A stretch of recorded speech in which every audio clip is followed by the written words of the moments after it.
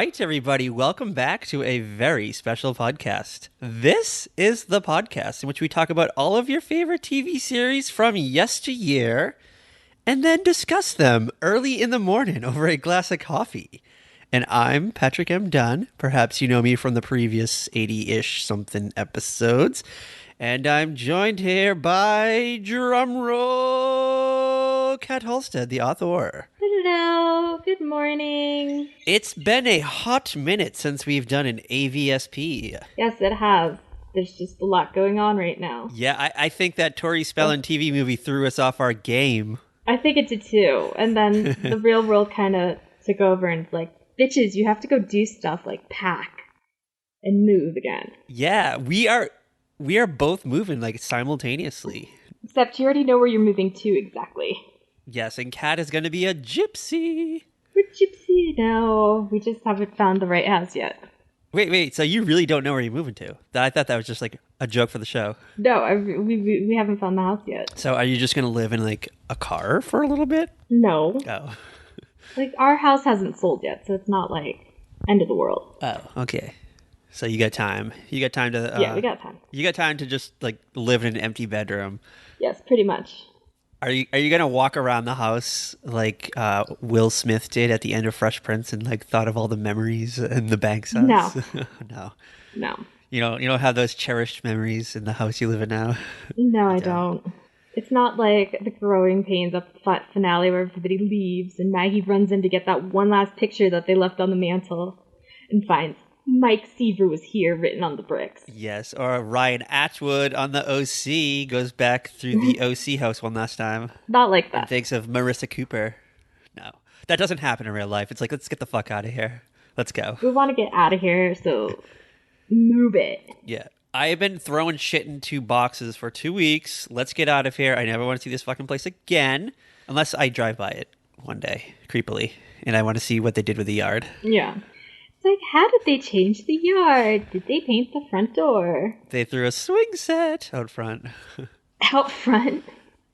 Yeah, some people, what if you don't have like a good backyard? You only have like a front yard. What's a swing set out front? What kind of world do you live in, Patrick? I had a swing set out front when I lived in my childhood house because we had a weird backyard. It was small, but the front was bigger. So we had a swing set there. Oh. And we were not hillbillies. It was more on the side. It was kind of like more on the side. Not quite front, but it was front-ish side. Because like when I was a kid, we always had to place the swing set in the backyard. Oh. Yeah, well, that's what most of America does. Wow. Apparently. Yeah, we always had it in the backyard. Apparently I'm wrong in this world. Well, okay, I totally know that when I was a kid, one of the neighbors complained to my grandparents about my brother and I playing in the front yard. What were you doing? We were like 3 or 4. Because my grandparents put like a pool, out, like one of those little kiddie pools out in the front yard. Because the front yard was like level. And then the side yard kind of went down a hill. And the backyard kind of leveled out again before things went into the dell in the back, way back. The Dell? Yeah. What is a Dell? Like, not, I'm thinking like the singer Adele. No, like Farmer in the Dell. An actual, it's like just a weird little valley type thing. I don't know, that's what we called it. Okay. I've never known what a Dell was. I never knew the meaning behind the farmer and the Dell. Well, they're like, it's actual like thing. The things you learn on this podcast. All right, so what are we doing tonight? What wild television movie? Because for some reason we're still in like TV movie mode. Yes, we decided to do 2 TV movies. We started with the ridiculous classic starring Tori Spelling. Co-ed Call Girl. Listen to our last episode. It's a hot episode. You get us candidly talking about Tori Spelling being a college co-ed escort.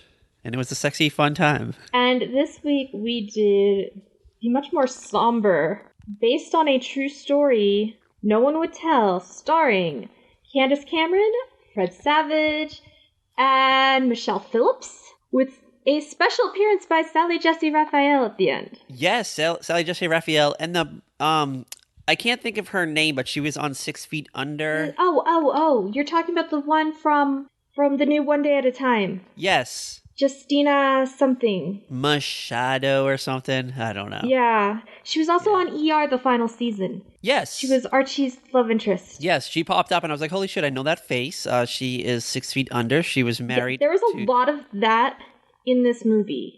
There was a lot of, I know that face. I know that face.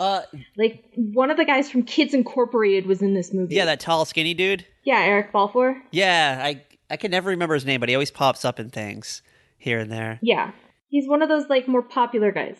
He's one of those Kids Incorporated people you see all the time, but they're not, like, a Fergie or a Jennifer Love Hewitt or a Mario Lopez. No.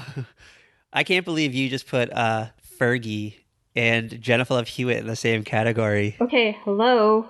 Fergie? Yeah. All right. Fuck, marry, kill. Fergie, Jennifer Love Hewitt, or Mario Lopez? Oh my god, I hate when you have these on the spur of the moment. Oh my god. You got to think them through. Who do you want to spend your days with? Mario, Fergie, or JLH? I don't even know. Oh my god, this is awful. I hate you right now. There's so many reasons. All right, I think I would marry JLH. I think I would fuck Fergie. And I would probably kill Mario Lopez. Yeah, see, that'd be the exact same for me. Mario's been around for a while. We can do without him. JLH, she can... Listen, he needs to be punished for Candy Crush. Yes, please. Is Candy Crush still on? Candy Crush, the TV series? I don't even know. I think that CBS has nothing else to put in that spot, so they're probably just burning off the episodes. Yes, since we last did a podcast, CBS came out with a Candy Crush TV show. It's like a game show where people like are dangling from like bungee cords and like actually playing Candy Crush on a giant screen. It's ridiculous. It's not as fun as watching like Shepard Smith do it on live TV on Fox News. For like a minute or two, because I don't think she did it for a long time. Yeah. This is like a full like hour-long series. Because that just sounds exciting. It's watching people play something you can just play on your own phone. Like, come on. It's like looking over the shoulder of someone playing Candy Crush. It's like, oh, we need to put this on TV. And the only way to make it... this was a good idea. Right, like, just do like a Tetris game or like Super Mario Brothers, the game show. Okay, I mean, I sort of get maybe the idea because watching people play video games on YouTube is like a really popular thing. Yeah. But I don't think it's just like to watch the video games. There's also like these people talking and commentary and stuff. It's not Ariana Grande's brother swinging on a rope. I feel like the people that are watching YouTube videos of people playing video games, it's like a smaller-ish type of audience, not the same type of people that will watch it on a Sunday night at 9 on CBS. Exactly. Like your Big Brother fans are going straight to the live feeds as soon as the show is over. Yeah, they're not sticking around for fucking Candy Crush, even if exactly Ariana Grande's brother is on there. Actually, if he's on there, that's pretty much why they're definitely avoiding it. Maybe you left the TV on and you were like looking at your phone for 10 minutes and then all of a sudden you realize Candy Crush was still on the screen. You're like, oh shit, I need to like shut this off. It's like you got up to go to the bathroom, but you left the TV on, and then you're like, oh, I want some popcorn, so you go to the kitchen. And you change out the laundry, and then you come back, you're like, oh crap, I forgot to turn this shit off. Yeah. But like you leave it on for background noise. Because you're excited about the commercials. Maybe you'll see a commercial for the new David Boreanaz show. Yeah, exactly. That's what you're here for. You're waiting for... That's what you're here for, the commercials. I hope they show the David Boreanaz trailer. I can't wait to see that SEAL Team trailer. All right. Are you... did we say the name of the movie that we watched tonight? I don't know if we did. No one would tell. I think we did. Yes, no one would tell. It's from 1996. It aired on May 6th, the day after Cinco de Mayo. Which, okay, was not a thing, like, when we were kids, Cinco de Mayo. What? Not like this widely known thing. At least where I live. Do you think they just invented Cinco de Mayo? No, I don't think they just invented it. I just don't think it was, like, as popular then as it is now. What? Yeah. You didn't have, like, Cinco de Mayo Day in elementary school? No. And you had to, like, color Cinco de Mayo-ish type things and, like, had a piñata? Nope. Everyone fought each other over Tootsie Rolls? No, nothing like that. And you got your face kicked in when you dived down on the ground trying to grab a Tootsie Roll? Definitely not. Oh, I don't know. Things must be diff in New Jersey. Yeah, obviously. Because in Cat Halstead's we keep world... our swing sets in the backyard, Patrick. Yes. In Cat Halstead's world, Cinco de Mayo was invented in 2004. Whatever. You're totally missing what I'm saying. Because you're being a jackass. Well, it's the day after. It's the day after Cinco de Mayo, 1996. It's a Monday night. Okay, that makes sense. Are you ready? I'm ready. To hear what was on this wild night of television. Okay, let's hear it. I can sense your excitement. All right, ABC kicked things off with, from 8 to 9, Champions of Magic. I'm sorry, what? Champions of Magic. Okay. It's an hour-long special hosted by Princess Stephanie of Monaco, the daughter of Grace Kelly. What? Yes. Princess Stephanie of Monaco hosted an hour-long ABC special about magicians. Okay. On television. This happened. This happened on May 6, 1996. Okay. I'm taking it you were not watching this. No, I was definitely not watching this. Okay. Are you ready for what was on after Yeah. the Champions of Magic? All right. It's Monday night. ABC had their own TV movie this night. My Son is Innocent. Okay, who was in this one? Names I don't really know. Oh, Mary Lou Henner? Do we know her? Okay. Do you know her? Yep. Hello. She was on Taxi, Evening Shade, Oh, Mary Lou Henner. bunch of Hallmark movies. Well, she was on My Son is Innocent. This was a true story. It's Mary Lou Henner, I guess is the mom, when her moody teenage son is arrested after being identified by their neighbor and victim as the perpetrator of an assault and attempted rape. A determined mother sets out to prove her son's innocence. She uncovers evidence the police miss and evidently tracks down a missing teen who is spotted peeping into neighborhood windows. He turns out to be the boy responsible for the crime. And then her son is set free. Okay. I don't know. It doesn't sound that exciting to me. No. I mean, maybe I would have watched it if When Animals Attack wasn't on, because that was also on this night. That was on? Yes. But no, I probably wouldn't have watched this Mary Lou Henner movie. Okay, what else is on? All right, you ready for CBS? Yeah. Fran Drescher, The Nanny, is on at 8. Okay. I feel like this is something that you probably would have watched, maybe, perhaps. I'm sitting here thinking it is probably what I watched. Did you watch Dave's World? Because that was on after. Not really. Like, I remember the show because it's, what's his face from Night Court? Harry Anderson? Is that his name? Yeah. Is that his name? And I think so. It's the guy who's not shot the Arquette. Or Bull. Yeah, the other guy. The judge. The guy that's not John Larroquette or Bull. Oh my god. It was kind of like a family. Yeah, like I remember, but like I probably watched it once in a while, not very often. Yeah, I remember I stayed at my grandparents' house for a school vacation and we watched Dave's World because that was their show. And I kind of got into it that night and I watched it maybe for a couple of weeks and then it was like preempted one night and then I just forgot about it after that.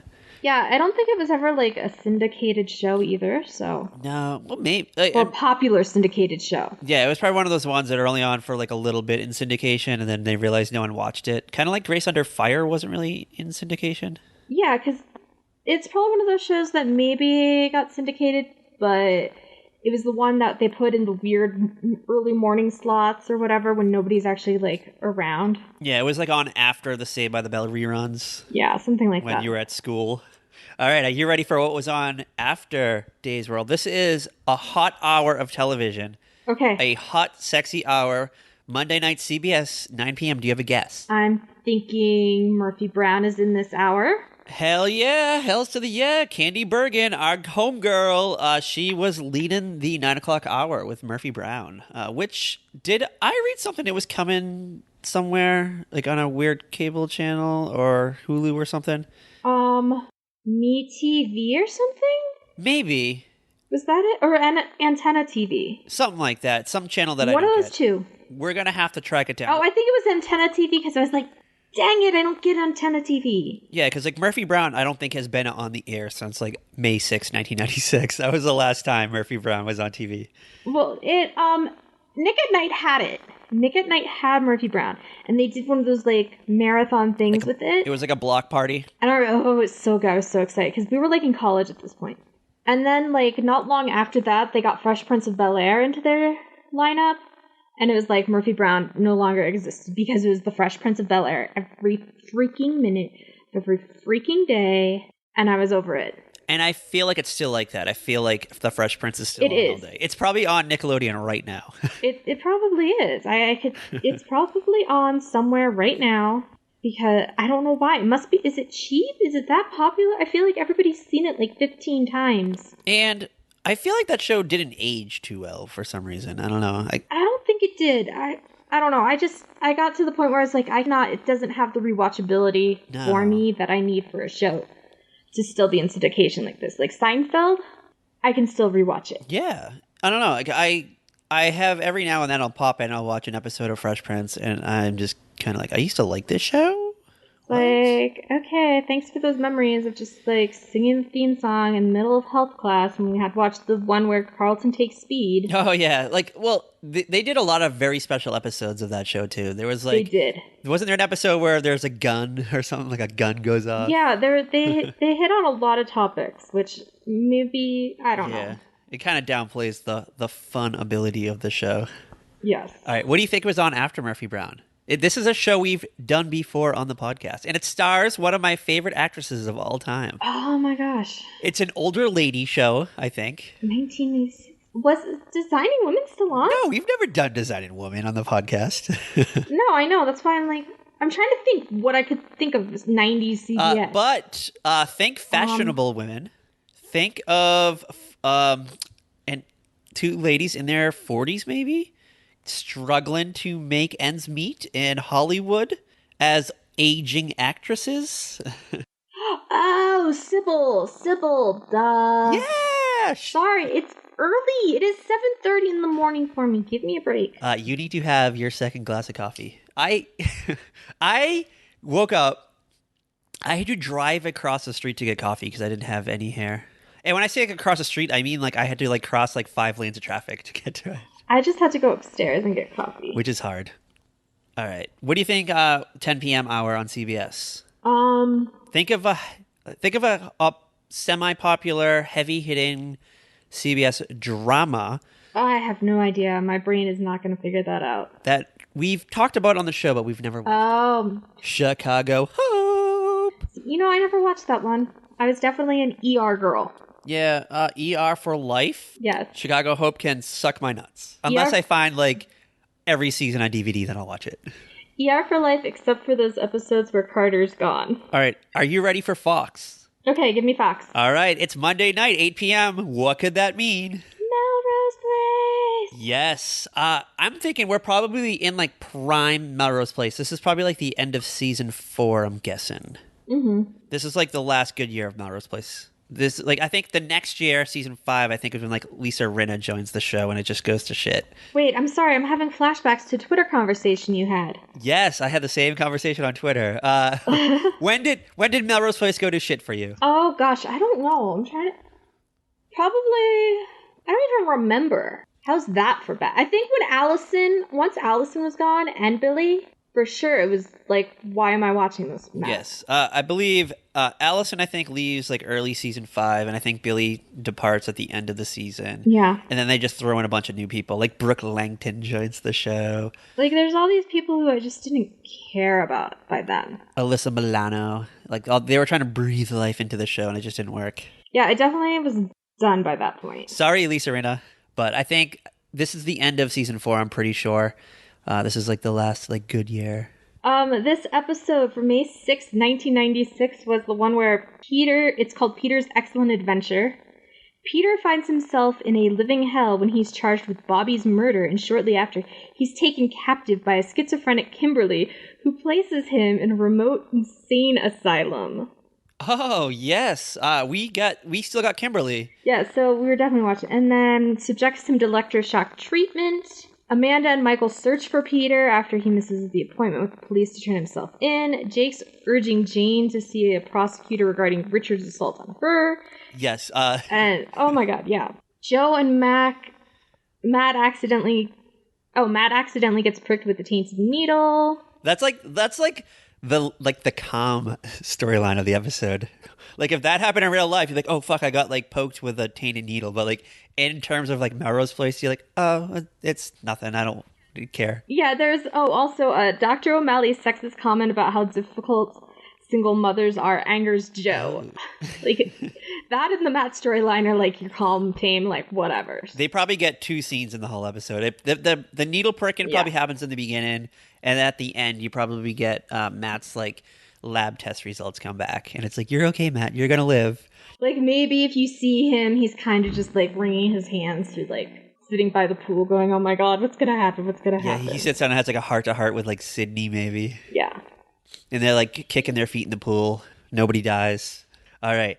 I already teased this, but after Melrose Place is when animals attack, which I loved the fuck out of this show. I remember being in 8th grade and just like chilling with my bros talking about when animals attack and like, did you see that fucking moose stomp that guy's head? Did you see that fucking cougar?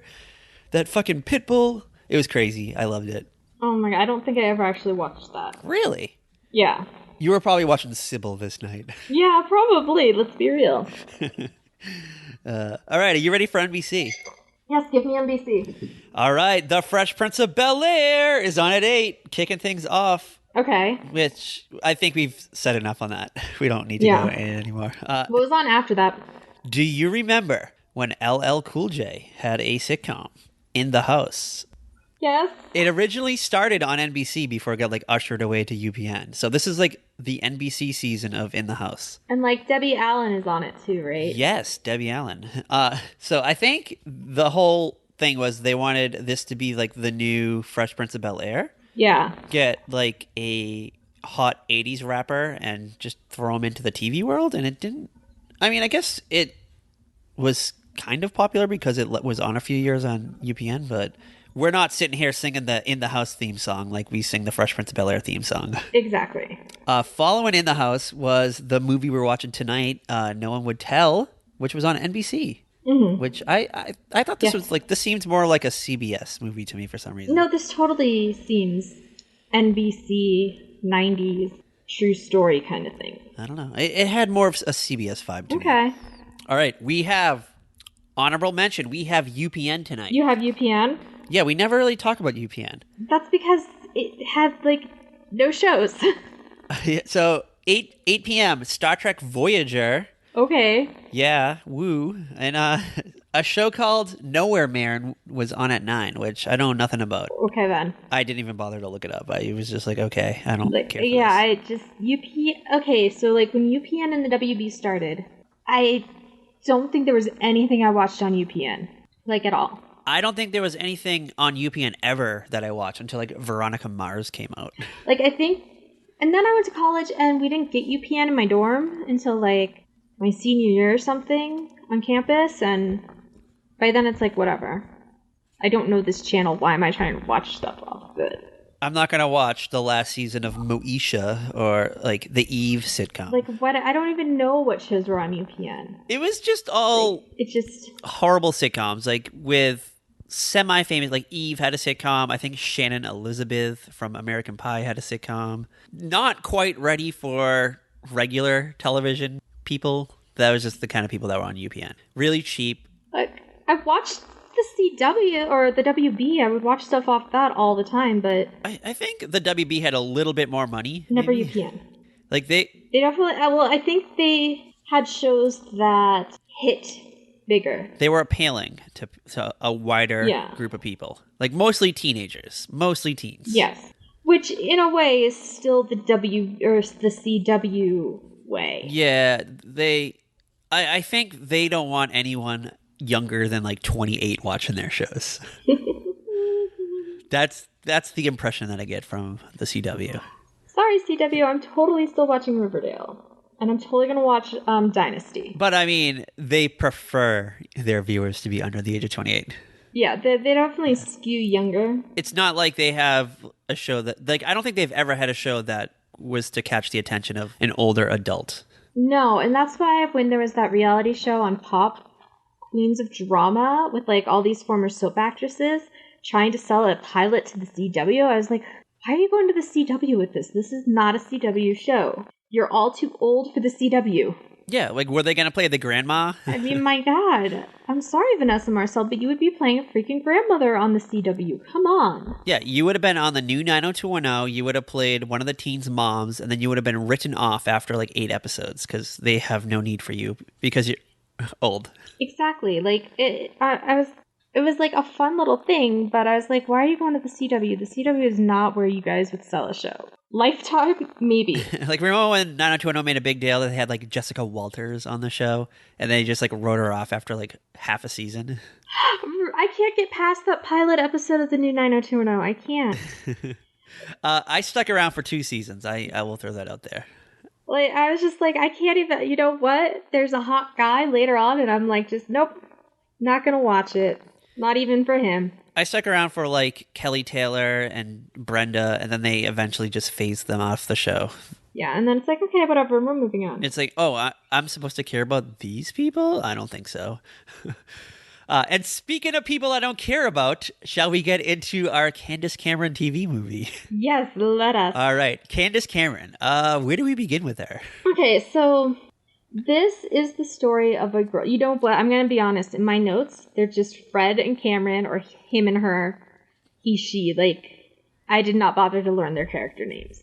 I just remember Fred Savage's name is Bobby because Candace would just keep yelling, Bobby, but I love you. Bobby, we're meant to be together. I've loved you forever. I love you so much. They've known each other for like 10 minutes. Like, okay, so it starts off like, it takes us to the night of the murder. The murder. Because it starts there, so it's not really that big of a spoiler alert, okay? It's based on a true story. This is what happens.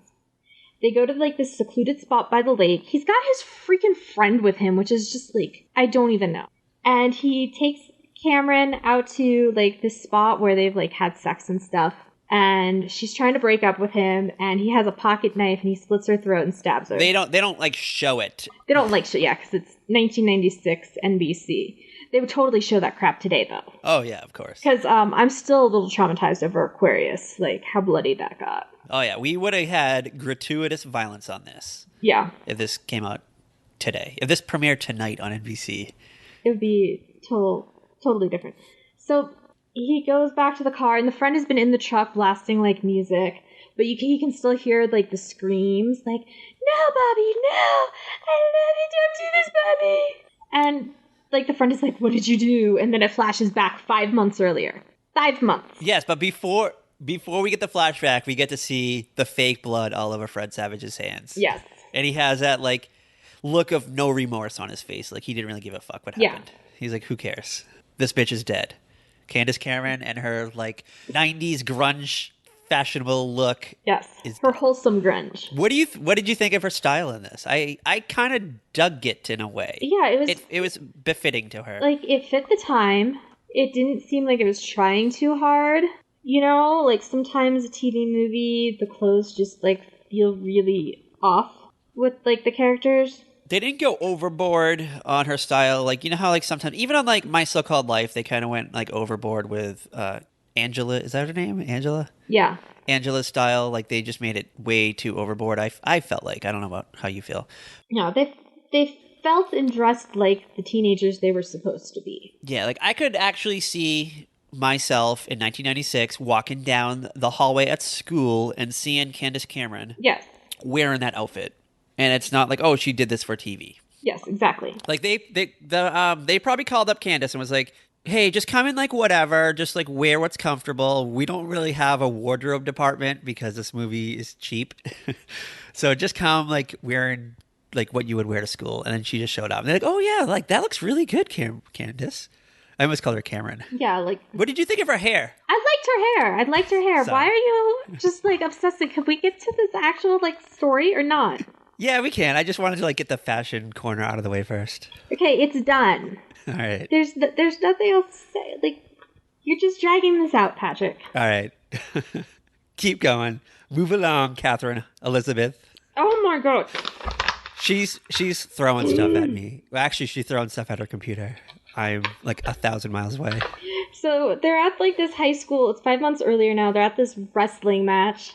And I'm going to tell you, it was a little like weird to watch a wrestling match and not see Bailey's wrestling coach. You know, I was kind of expected to see Bailey's wrestling coach, Dan Ilaria, but he did not turn up. Yeah, I know. I was like, oh, okay. So she's like sitting with her girlfriends, and they're all recognizable faces. Like, you'll see that you might not know their names, but you'll like recognize them from like a ton of stuff that they've both done. Yeah, they pop up. And they're like taking one of those like 17 magazine YM like Cosmo quiz things. And her friends are making fun of her because she's never had a boyfriend. She reads romance novels. And she's got a crush on Fred Savage, who's like the guy. He is like the guy at the school that every girl wants a piece of. He's like the captain of the wrestling team, I think. Yeah, and he's definitely the star of the wrestling team. And he's in the middle of a match right now. He's just kind of like destroying the fuck out of some dude right now. Yeah, he's winning, and then he wins, and everybody's on their feet cheering, and her two friends yell at the same time, "You have a hot body," or something stupid like that. And they quickly, like, sit down, and she's just left standing there, like, oh my god. Oh my god. And he notices her. And Fred Savage gives her that look like, whoa, who's that chick over there? Is Candace Cameron young, like, supposed to be younger than Fred Savage? That's the impression that I got. Okay. Like, she's like a freshman maybe, or a sophomore? She's like, yeah, like, she's supposed to be 16. He's like 18. Yeah, he's like on his way out. Because he gets tried as an adult, I believe, at the end of the movie. So yeah. So he's definitely 18. And I like how he's supposed to be like the muscular guy in school too. Yeah, he's the hot stud, and it's like this movie is a total mind fuck when it comes to Fred Savage. Because there's definitely a scene where they like later on where they show Fred Savage like working out, and we're supposed to be like, oh, he's muscular, like he's built. Yeah, he's working out, and but also from like an 18-year-old kid, he is pretty buff. Yeah, I mean he was toned, but he was no like AC Slater. Like I didn't get like AC Slater vibes from him in this movie. So yeah, they the friends, like one of the best friend, whose name I also did not learn because I don't think it got said very often. Maybe it was Nikki. It might, you know what? I think it was Nikki. I think she convinces her that they should go to the pizza place because that's where Fred and the boys hang out. So maybe they'll like see him and maybe they might say hi or something. Because, you know, this is what you do when you're a teenager and you like a guy. You like try to get into his orbit or something. You stalk them. You find out like what pizza places they hang out at. Yeah, like you find out what their Friday night plans are and crash them. Exactly. Totally normal stuff that people did before social media. Yes, it's not like you go on like Facebook and you say like you send like a sexy pic to them. Oh my god. So and like say, notice me, queen. So they're at the pizza place, like he's talking with his friends and they're trying to talk about girls, and it's really awkward boy conversation about whether or not to get girls flowers, and they stop the two girls and are like, "Do you like to get flowers?" And it's like really awkward. She's like this shy little thing who's never had any male attention before. Yes, she's a little mousy. And then the friends would like tell him when they leave, they're like, "That's the girl that called out you have a hot body," or whatever. Like, oh yeah. So then he like has to go hit on her at the table. And he leaves her the flower from his table. Yeah, so it's just like at the pizza place, for some reason this pizza place has like a vase and a rose in the middle of the table. I don't know if you've ever seen like a vase and a rose at a pizza place before. No, maybe a carnation, if a flower at all. If at all. Like I feel like that you might maybe at a real expensive, classy Italian restaurant, you might see like a flower at a table, but at like Mike's House of Pizza, probably not. Like Pizza Planet, I couldn't, like, it was just some lame name or something. Yeah, I don't even think it had a name. It doesn't matter. And the set. And he, like, tells her to stop by practice on Monday. And they can, like, have a talk. Like, that just seems awkward to me. Stop by my wrestling practice. Yes, like, I'll have time. And I don't think he knows her name at this point. No, they don't exchange names or anything. It's they don't do the confirmation like we definitely go to the same school, right? Kind of thing. Yeah, like none of that. None of that. And like he's just assuming that she goes to the same school. Like she might not even be the girl that says like you have a hot body. Like the friends just think it is. Exactly. But she's like, all right, I'll be there. Like he doesn't even say like come at 3:30. Yeah. After practice, like she knows what time practice ends. Because, you know. Like, oh yeah, okay. Like that whole thing was awkward to me. Like, no. And it's come and visit me after I'm all sweaty, after I've been like rolling around on wrestling mats. Probably have like ringworm. He's been rolling around with other guys, and then she shows up and she's like kind of like nervous, like, should I really be here? Which I think is the appropriate response. And then he's like, oh yeah, totally, help me, spot me while I lift weights. Yes. That's like what they do for like their first date, is she spots him while they he lifts weights. Like, come on. Yeah, she can barely hold the weights, She can barely hold the like pole. but she does it. I'll give it to her. I'll hand it to her there. Yeah. And And then they like have the group date at the lake with like his friends and her friends. yeah, and they bond at the lake. They all It's very bond. romantic. And then we have this weird subplot with Candace's mom, Michelle Phillips, Yes. which she's like kind of in a semi like non-reciprocal relationship with this dude named Rod. Yes. Mom is basically a warning of what's to come. Yes. Like the mom has this Like boyfriend. the whole time, Candace is like, Mom, he treats you terribly. You shouldn't let him do that. Why do you let him do this to you? Why do you let him treat you like this? Blah, blah, blah. And it's like, oh my god, red flags, red flags, red flags. Like, this whole movie is red flags. Yeah, and Candace sees this. Candace's mom doesn't see it. And they have that annoying, like, you're not my mom, you're my best friend type relationship, which always drives me nuts. I hate that. Like, come on, people. Yeah, and it's Candace's mom's date goes awry. I guess she was supposed to hang out with Rod that night, but he blew her off last minute. So she's like, all right, I'm just gonna just like chill and watch Melrose Place tonight. And Candace was supposed to go hang out. I think this was the night she went to the lake. And she's like, all right, maybe I won't go to the lake. Yeah. And mom's like, no, Candace, you're going to the lake. We need to get you laid, basically, is what she was saying to her daughter. It's like, you need a life. You've been sitting around this house for way too long reading those stupid fucking romance novels with Fabio on the cover. I need you out of this goddamn house by the time you're 18 because I want to turn your room into like an exercise room or something. She's got plans and she doesn't want Candace sticking around. Yeah. In her JCPenney fall fashions. So, there's another 90s beach party scene. Barely a beach party. It's like a lake party. It's a lake party. There's like a bonfire and everybody's bonded. This is where everybody's bonding, and like she finds out the one girl isn't like interested in Bobby because they're like cousins. Yeah. And they're like, oh yeah, we're the only normal ones in our family, so we hang out. I'm like, okay. Yeah, so I guess all my cousins are like older than me, so I don't know how the cousins as friends things work. what like they established it that it might have been like a little like flirtatious relationship, but then it turned out they were cousins. That's the impression that I got. It was really weird. Yeah, I don't, like because I was starting to doze off a little bit. Was Candace jealous of the cousin at first? No, I think they were confused. Like, Okay. yeah, it was just like this brief thing that happened in like 10 seconds, and then it's like, oh, I'm his cousin. Yeah, like there was no need for her to be in the movie. Well, actually, later there is. I know, but like we could have got like an extra scene with Sally Jessy Raphael. Instead, we get this like weird cousin moment. Yeah, so then they go, like, Fred and Candace go on a walk into the woods, and they show each other their vulnerable sides. But not really. But, like, she's definitely playing into his manipulations already. Yeah, he's mischievous right from the start. And they kiss, and I wrote in my notes, it would be sweet if I didn't know what an ass he is. That is what's in my notes. All right. And then, like, he leaves her roses and notes at her locker, and she helps him with math, but then she ends up, like, ditching student council to help him, and he gets, like, pissed off when her friends join them for studying. Yeah. So, like I said, red flags, red flags, red flags. We have these little, like, nuggets of Fred Savage is not the greatest person. Mm-hmm.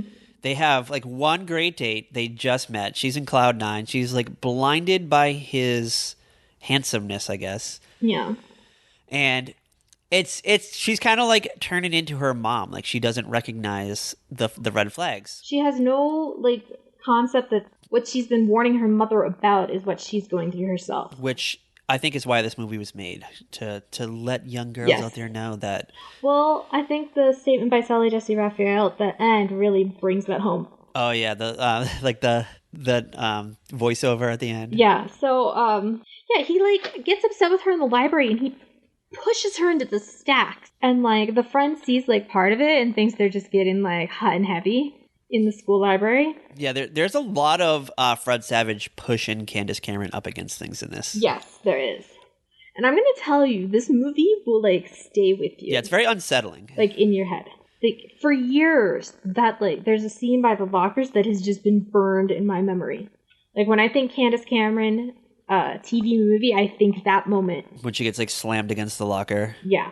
Is that when she gets the bruise, or is that later on? No, there's she gets lots of bruises. That's when she wears the skirt that's too short. Oh yeah. Okay, so yeah.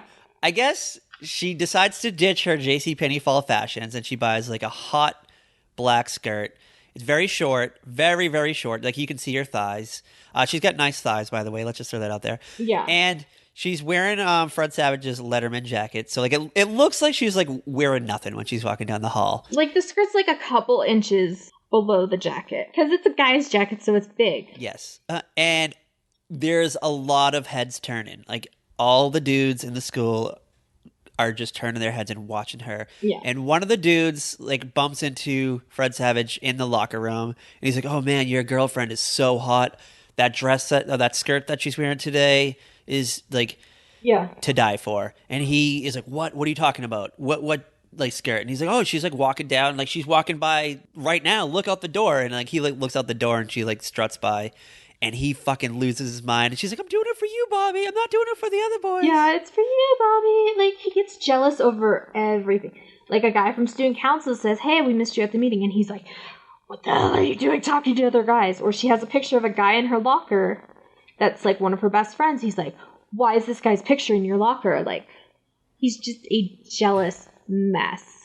Fun fact, the guy in the picture in her locker is actually Candace's husband. Really? What's his name? Val Beret. He's like a hockey player, right? Yeah, he was a hockey player. Dave Coulier introduced them. I'm trying to think. How old was Candace Cameron in real life at the filming of this? Was she 18 yet? Like 18. Okay. 18, 19. All right. So she's pretty much has always been with Val Beret. Yeah.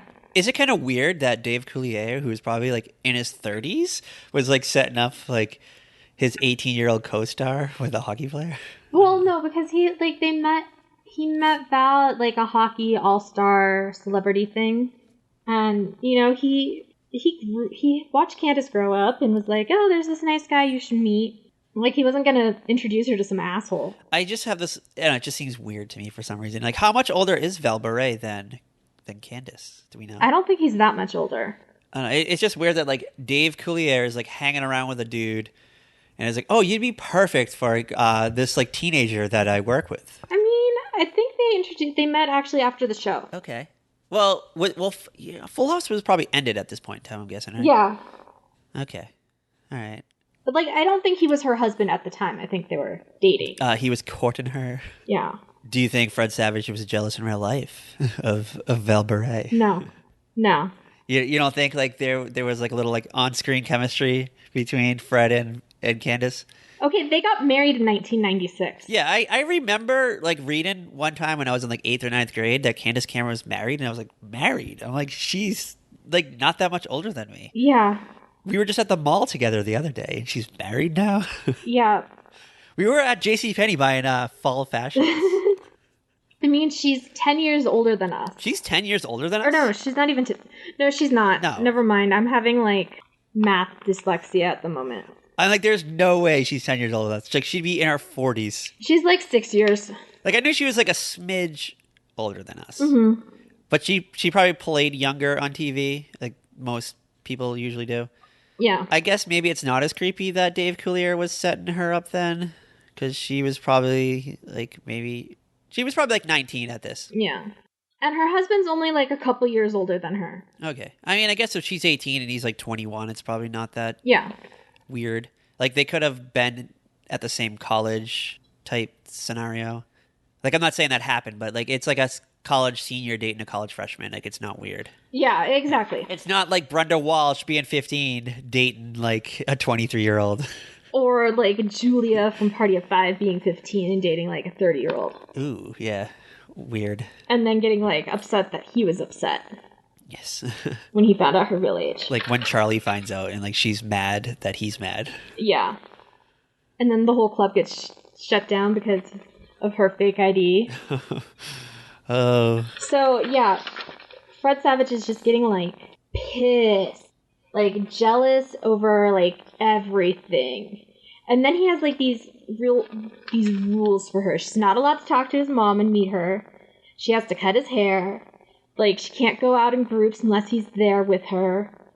She has to be home when he's gonna call. Yeah, and like they just started dating. It's not like they've been together for years. It's like only been like a couple of weeks. I'm guessing. Mm-hmm. Like the timeline is kind of weird in these TV movies. The timeline is very weird, but the whole thing, it's just so sketchy. I mean, Like, it's just, like I said, red flag, red flag, red flag, red flag, red flag, all over the place. Yeah, and the Candace like accidentally runs into Fred Savage's mom, like accidentally meets her at like a grocery store. And yeah, He loses his mind again. He's like, "You're not supposed to allowed to talk to my mom." And I couldn't. I must have fell asleep. Like, why? Why is she forbidden to see Fred Savage's mom? I don't know. It like he's just like, my mom's crazy. You don't need to know her. Blah blah blah. It's like he's got this whole tragic backstory where his parents drank and his dad beat his mom. And part of me is wondering, did this guy kill his dad because the dad just vanished? Yeah, it's very like Norman Bates-ish, like from the Bates Motel series. Yeah. So yeah, like even his cousin warns her.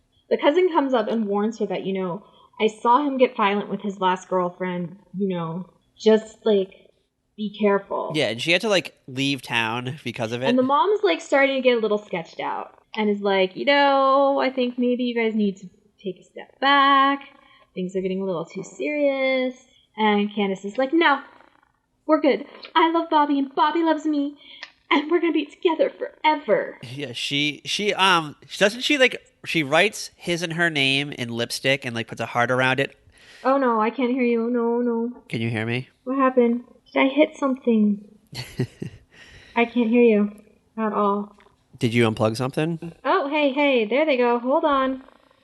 I don't what was the last thing I was saying? What was the last thing we were talking about? I don't know. I was talking about red flags and the mom finally figuring stuff out. Oh, wasn't there a part where Candace was taking her name and Bobby's name, and she was writing it like in a heart in lipstick on her mirror? Yeah, like that was kind of weird. Like the lipstick on the mirror thing, like that, just no. And she kept it there because they kept going back to her room, and she would like be looking in the mirror at her bruises, and you would see that. Like, her mom did not come into her room. It was like, you need to, like, wipe that shit off your mirror. Like, this is ridiculous, Candace. Like, you are ridiculous. Like, I spent good money buying you that fucking Revlon and that mirror, and you're fucking it up. Yeah, it's just, oh my god, it's so messy. Like, people are starting to pick up on the warning signs, but nobody's doing anything about it. And the abuse escalates. And, people are starting to see her bruises, and he's buying her expensive gifts to, like, make up for it. Yeah. Yeah. And then the mom, but then she'll, like, throw it back at her mom about the shitty boyfriend, ignoring her own shitty boyfriend. Yeah. I think, like, the friend Nikki, I think is her name, we decided. Mm-hmm. Yes. She comes up to her. I think she, like, witnesses kind of, like, a weird tension type moment between the two of them. And then she bumps into them, like, a little bit later on, and she now sees them, like, kissing, like, on the bleachers.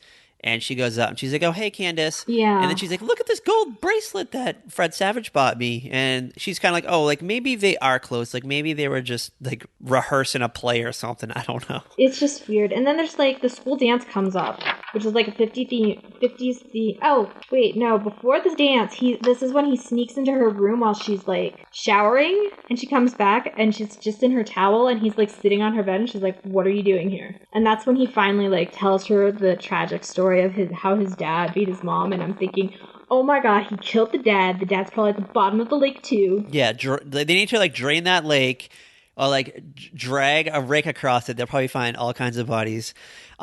There's even like a scene where there's like a news report too where they're talking about like a missing teen from like a year earlier or something, like a year ago or something. Like, yeah, I was like, oh my god, how many people has this guy killed? Yeah, were they insinuating that he killed her, or was it just like I don't know. I really don't know. It was just like a weird throwaway line that was like on the TV. I think this was after Candace gets murdered, though. Yeah, when that line was on. Yeah, it was after she's been murdered. Okay. So then they have the school dance, which is a 50s theme, and it's like just pure 50s theme. And of course, he's the asshole that sneaks in a flask. Yeah, and he gets drunk. And she has to like beg him to dance, and they're actually like good dancing together. But she's like talking to like one of the guys from student council who's like, oh yeah, we missed you at the meeting. And like Fred Savage flips out. He drags her out. They're arguing outside, and the friends like follow and they hear the slap. And they see something, and they're like, oh crap. And they're like, they tried to convince her not to leave with him, but she does. Is that when she like smacks her head against the car? I think so, yeah. I don't know. There was a lot of like Candace getting smacked into things, and it was just hard to keep track. Yeah, there's a lot of Candace getting smacked and pushed up against stuff. And then she, like, keeps defending him to the friends. Yeah, but she finally... Who are all, like, at this point, they're, like, trying to, like, get through to her. They're like, no, you gotta get out of this. You've gotta get out of this. And he's, like, calling the friend's house. You know, she spends the night at her friend's house because, like, when she goes home, the mom and the boyfriend are arguing. So she goes, and she doesn't want her mom to, like, see the bruises that are developing on her face. And she goes to, like, the friend's house, and, you know, she's taking the shower there. And he calls the friend's house. He knows exactly where she is. It's crazy. He is, like, oh my god, super stalker. Like, he knows where she is. Like, and this is before social media where you, like, could post something and everybody would know exactly where you are, like, at that minute. Yeah, he's McCreepy, like, all the way McCreepy. Yeah, there's nothing like that. He just knows. Yeah, there's no GPS tracking device that he, like, drops into her backpack or anything like that. It's... Yeah, pretty much. He just follows her around. It's like he leaves her, and then he, like, goes behind the bush and follows her home. Or wherever she's going. Yes, exactly. He's that guy who's just driving by. He probably drives by her house late at night to make sure, like, her light is on, like, that she's in her bedroom and not out somewhere with her friends. Exactly. Yeah, he probably, like, looks in her window, sees her sleeping, and is like, okay, she's here. Sets his alarm for, like, 3 hours later, comes back at 6, make sure that she's still there, like, that she's leaving for school on time. She's not getting up early to go hang out with, like, the student council dudes. So, finally... she finally has, like... Yeah, go on. I was gonna say, she finally, like, breaks up with him at school. And she gives him back the stupid unicorn necklace that he gave her, like, I don't know, a week or two into the relationship. And he's, like, not accepting it. He's like, no. He's just total creeper. He's like, we're together forever. You and I, 96 Bonnie and Clyde. Yeah. Down and ride to the dirty end or whatever the fuck it is. Exactly. And I don't know, like, he then decides he's gonna, like, take her to the woods with his friend Eric Balfour. I don't know why Eric Balfour is. Well, she goes bowling with the girls because it's supposed to be like a girls' night. There's this one girl that is so desperate for him. Oh, like she's newly single. For his dick. Girl just wants Fred Savage so bad. Even though, like, everybody knows he's, like, a violent asshole at this point. Yeah, like, she heard a rumor that he has a big dick or something. Yeah, like, she wants him. So, like, she'll call him. I think this is half the time how Fred finds out where, like, Candace is because of this stupid girl who, like, just calls him to try and get his dick. She's, like, calling for a hookup, really. She's, like, the snitch. She's the girl on Sweet Valley High, like, the gossip girl.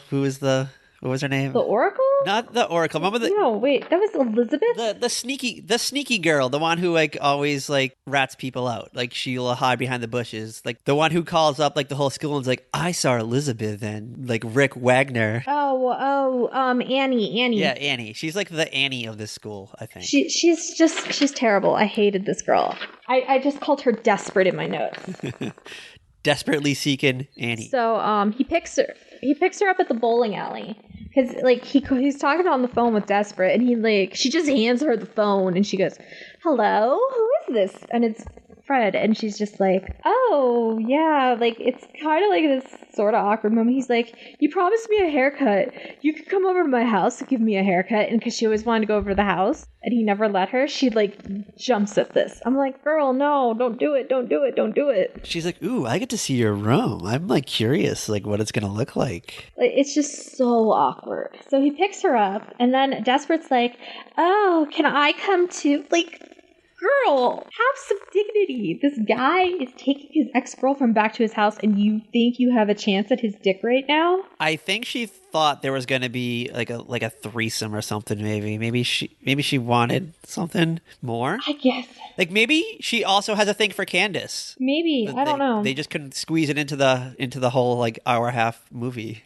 They had to drop that subplot. So of course, they fight at the house, and Eric Balfour and Desperate overhear it. Candace storms out.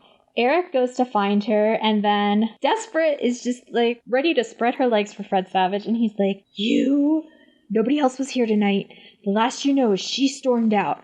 Because he's already plotting the murder. Yeah, definitely premeditated. Like, he's plotting it in his head. Well, yeah, this is not a crime that, like, in that instant it happened. This is one he planned. Yeah, it's not a crime of passion. So, Eric finds Candace and brings her back. And Fred is like, okay, I'll drive you home. But instead he drives her to the lake and is like, let's just have one last talk over here by that spot that you love. It's the middle of the night, too. We have to throw that out there. Yeah, it's, like, late at night. And so Eric stays in the truck and he's blasting his music, and Fred takes Candace out and he kills her. With like a pocket, like a switchblade. Yeah, like, it's not like a tiny pocket knife. It's a big pocket knife. It's like a buck knife. Yes. No more Candace. He dumps her in the lake, I think. Yeah, we find out later that he, like, took a trash bag, wrapped her body up, duct taped it, weighed it down with, like, bricks or something. Like, this was so, like, he was prepared. It's very Twin Peaksy. He was prepared for this. This is well thought out. He probably has like a little like fort in the woods that he keeps all these supplies at. Yeah, well, supposedly it was in the bed of his truck or something. But we didn't really we didn't see that though, unless it happened after. Well, we do in the montage. Oh, okay. I forgot about the montage. Yeah. So now he gets to play the, like, worried boyfriend. hero. But he doesn't really do it that well. No, he's just kind of like the next day. He's like, oh, like she said she was going to go off. I don't know. I haven't heard from her. She was supposed to call me at like 9. She never did. Yeah. And everyone is kind of buying a story, but not really. Like they suspect something's up. They know something's off, but they can't pinpoint what it is because they some of the girls are like, maybe she did just run away. She just got sick of it and had to like escape somehow. Yeah, this is when that story about the girl from the year before comes up because it's on the news. They're like, she disappears similar to like the girl from last year who everyone believed just like up and left town and never heard from again. Like they never murder never entered anyone's mind. It's like, oh, she might be dead. Yeah. No, they just like decide she left town. Like she's in a Soul Asylum video, Runaway Train, probably. Yes, exactly. The only person who's like super, super suspicious is the bestie. Yeah, she's like, you know what? I've seen that girl's bruises. I've seen Candace's bruises. I've watched her get like tossed against every surface in this town, like a wall, a locker, a car, the fucking side of the bowling alley, the bookshelf, like everything. Yeah, like name a surface.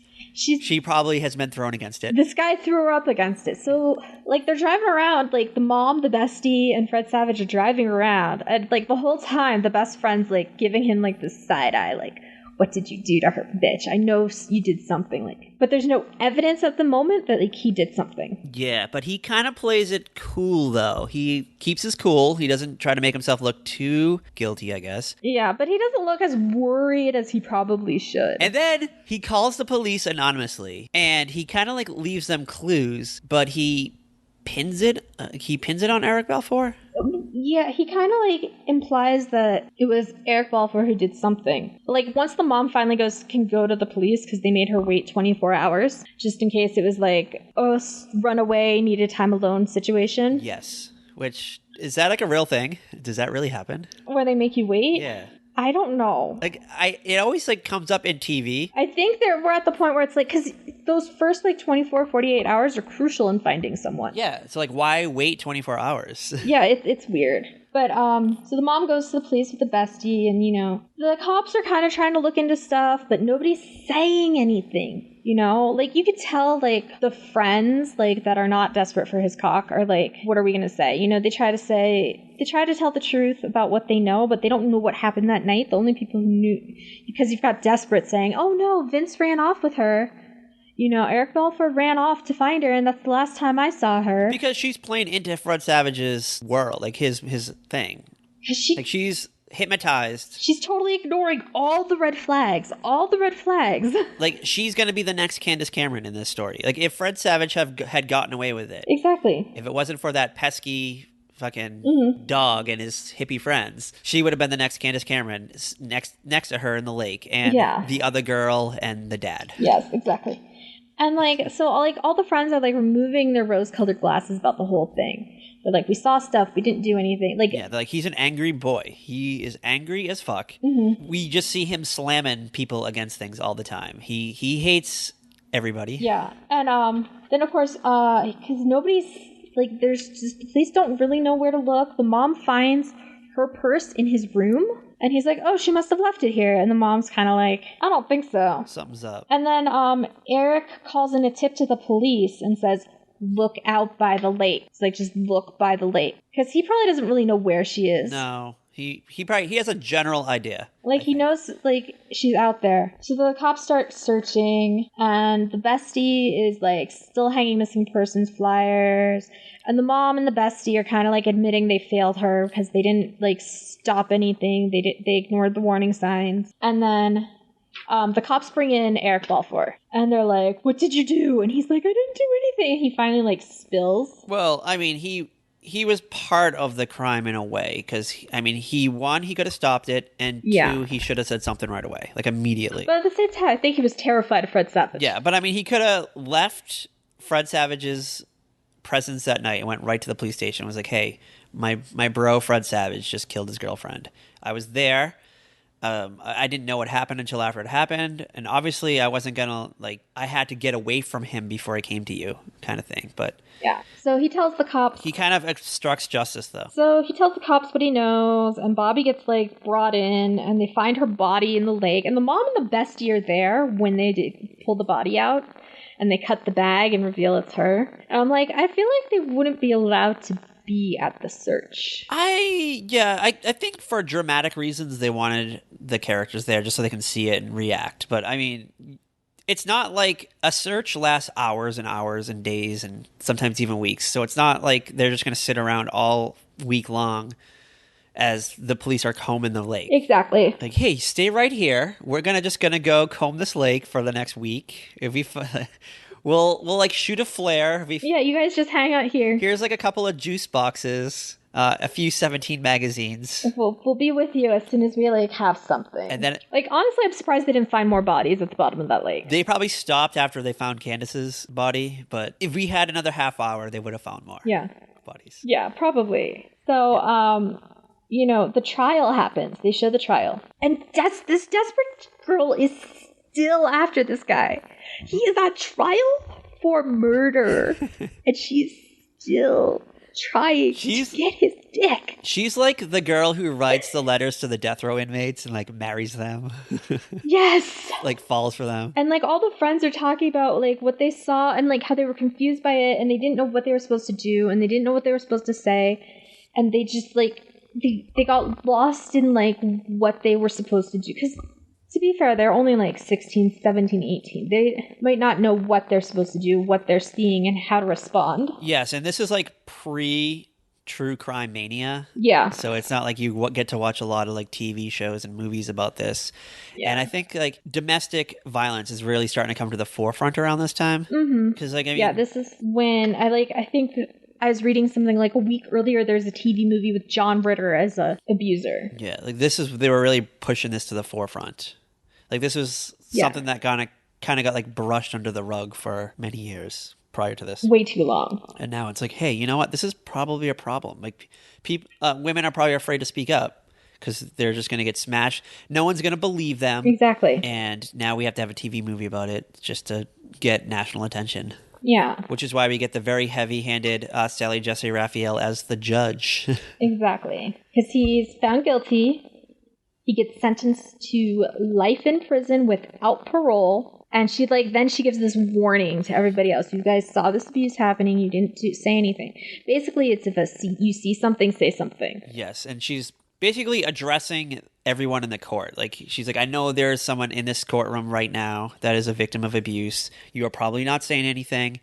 Or, you know, maybe your sister or your cousin or your friend is being abused and you're seeing this secondhand. You need to say something immediately. And it's like a warning to the viewers, like, you guys, if you see something, say something. And as she's talking, we kind of get clips of everything that happened over the course. Yeah, we get this montage of all the, like, Fred pushing her up against the lockers and stuff. Yeah, like, you kind of see the courtship, like, where everything looked dreamy and drunk, and then the reality settles in where he's, like, truly a human monster. He is, like, he's worse than Freddy Krueger. He's worse than Jason. He's worse than Michael Myers. He's your neighbor. He's your wrestling partner. He's your coach. He's your pastor. He's the most popular boy in school. Yes, he's a celebrity. He could be anybody. He's Fred Savage, star of the Wonder Years. Exactly. Like, he was Mr. Nice Guy Kevin Arnold, and now he's this psychopath. You grew up liking this guy. You loved him. You wanted to throw yourself at him. And you're going to watch him mess up with, like, one of your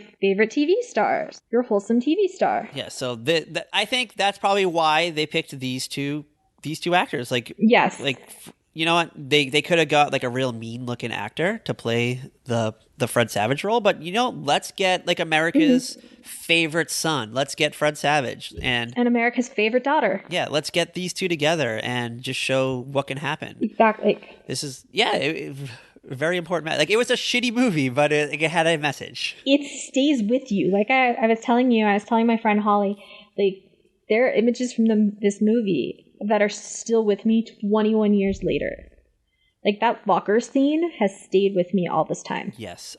It kind of was like the movie Fear with Reese Witherspoon and Mark Wahlberg. Mm-hmm. This is just the TV version, like the real version of that, I guess, because this is based on a true story. Yeah. So we started getting a lot of movies like that. Because I think, did Fear come out around the same time as this, maybe? Fear came out a couple years later. Okay. Like in 99, 2000, I think. Okay, yeah, but it's the same idea. Yeah, it's like, you know what? The TV movie brought a message, but we now need to bring this message to the theaters. Yeah, and like, it's terrifying. And, you know, Fred went and did a lot of like darker roles for a while. Because I think he played a killer on like Law and Order SVU, and he played the creepy teacher on Boy Meets World, who hits on Topanga. Oh, what a crazy world we live in, Kat. Oh, I know. And now he's like on a Netflix show dancing around Bob. That's what happens in the world. So what are we doing next time? I have no idea because my list is somewhere. All right. Are you ready for next week? Next time. This is exciting. So we are going to take a break from these dreary made-for-TV movies of the 90s. We'll definitely come back. Mm-hmm. We'll be back shortly. Don't worry. We're going to go back into the sitcom world. We're going to go back to the 80s, a more carefree time, a time where anything could happen. Like, your dad could be an alien box. You could have the power to freeze time. We are talking about the one and only out of this world. Like, you just put your fingers together and time stops, and I don't know, you can like move people. I don't know, whatever you want to do. I don't even, oh my God, I can't believe like I just did that like with my fingers. Like, I wasn't even thinking and I just did it. Oh my gosh. And then you said it. I have not seen this show since maybe the 90s. So I don't know. Like, yeah, I don't think I've seen it really since the 90s either. So I'm sure the show horribly aged. We'll find out in a couple of days when we watch this. Yeah. And we're probably going to like text each other and be like, why the fuck did we pick this? What were we thinking? We are fucking crazy. That's usually what we say. We said we're going to do like an episode of Small Wonder. We were all excited. And I was like, what the fuck was I thinking? I must have had too much wine last night and thought this was a good idea. Apparently it's not. But you know what? With the good, you have to have the bad. So we'll do it. Take the good, take the bad. You take the both, and there you have the facts of life, which we haven't done yet. Which we'll get there. We're working our way towards it. Yeah, we haven't found like a quality episode to do yet. Yeah, we're waiting for Kim Field to return our emails, and she's going to be a guest, but she hasn't returned our email yet. Well, you know, she just did Battle of the Network Stars with Lisa. Yeah, we want them fresh off that. Who knows? Where can you follow us? You can follow us on Twitter at Very Podcast. On Facebook, we are A Very Special Podcast. Yes. Do not click on the fakers. We are on Instagram at A Very Special Podcast, and of course our website at veryspecialpodcast.com. Yes, and if you know any other weird social media things that we have yet to venture into, let us know. We want to get out there. And definitely tell your friends. Find us on iTunes. Give us a review, a 5-star preferably, and tell all your friends about our amazing podcast. And we'll send you a prize. When Kat is done moving, she will make a Christmas ornament for you. I love how I have... Is this because I'm the majority shareholder? Yes. Kat is the majority shareholder. She owns 51% of a very special podcast, the brand, and I own 49%. Just in case I like get drunk one night and accidentally change something. That's why she's in charge. So join us next week. And as always... Bye! Oh my God, I've had to pee so bad for the last 10 minutes.